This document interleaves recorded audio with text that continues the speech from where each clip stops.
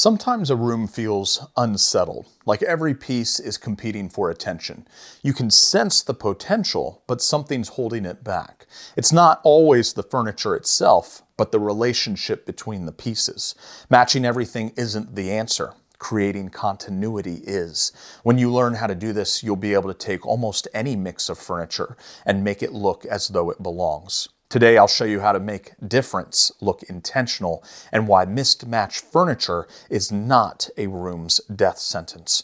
If you're a returning subscriber, hit the thumbs up. If you're new here, hopefully by the end of this video, you'll be a subscriber. Remember that if you would like our help in designing your room, you can have that help by clicking the link in the description below.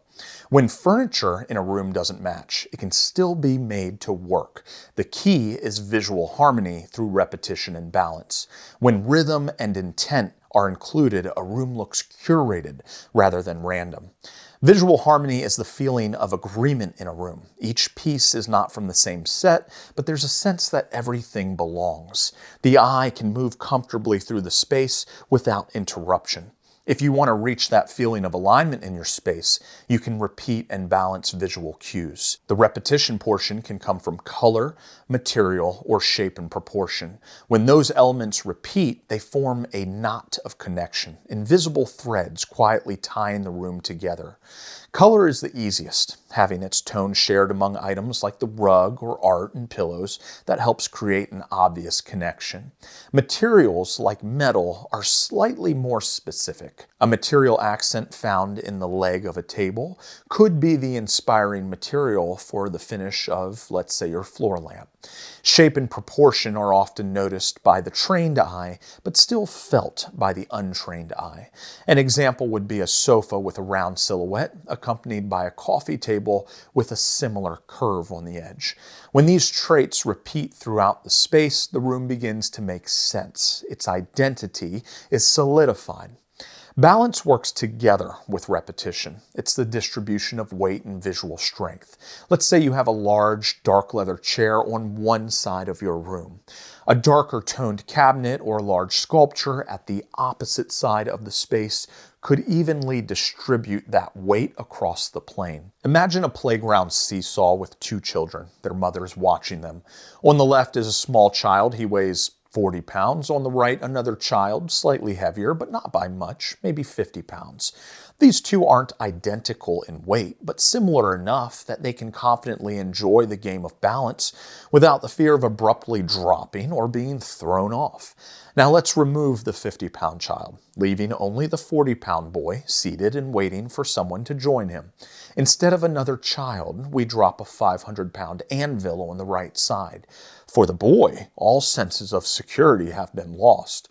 For his mother, her enjoyment in watching has quickly shifted to a gut-wrenching discomfort. When you overload one side of your room, whoever is viewing that room is going to feel discomfort. Remember, the goal isn't symmetry, it's equilibrium. When you step back, nothing should feel like it's pulling the eye in one single direction. So how do you decide which elements to repeat?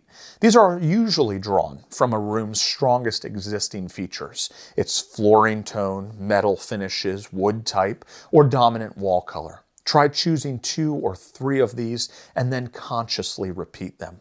For example, if your coffee table has walnut legs, bring in a bookshelf or possibly molding and trim with the same warmth. If there's a bronze accent lamp, echo that in a picture frame or ceiling fixture. The trick is subtle recurrence, enough to feel connected without feeling redundant. With balance comes contrast. The goal is to mix differences without creating chaos. We all want some excitement in a space, but not at the cost of solidarity. Let's go through a room example together. In this room, all of the furniture has the same tone and texture. How does it feel? It feels flat. That's because contrast is missing. So naturally, we look at mixing light and dark tones, maybe some soft and structured shapes, or rough and polished textures. But something is often overlooked, and it's important. That something is proportion. This can be tricky for some people. If you tend to approach things in a calculated way, loosen that grip slightly. Let instinct help guide this decision. When you're looking at a room, the eye naturally seeks equilibrium. It is searching for balanced visual weight across a space. However, visual weight is not physically measured. It is how much attention an object commands. Dark colors, dense materials, and bulky forms carry more visual weight, while lighter colors, slimmer silhouettes, and open structures feel lighter on the eye. That is why a small, dark side table can perfectly offset a larger, light-toned sofa. The depth of color compensates for its smaller size. The two pieces feel balanced because their perceived weight is similar, even though their actual size is not. Here are 4 areas where contrast elevates a room and examples of how you might do it. The first is color. Work within a shared temperature family. Let darker pieces act as the foundation. Use mid or lighter neutrals to frame them. It's an aim for depth rather than levels of brightness. Texture. Use materials that provide a tactile, lived-in experience. Leather against wool, metal beside wood, linen under brass. It's about character, not flash. Shape. Incorporate subtle curves or softened edges to balance strong, rectangular or linear pieces. Material finish. Aged bronze beside brushed brass. Raw stone against smooth lacquer. You're blending patina and polish. When a room reaches balance, unsightly pieces begin to fade.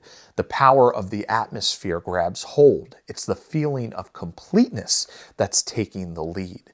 When you realize that a room of mismatched furniture is not something to fix, but something to refine, you're well on your way to achieving visual harmony.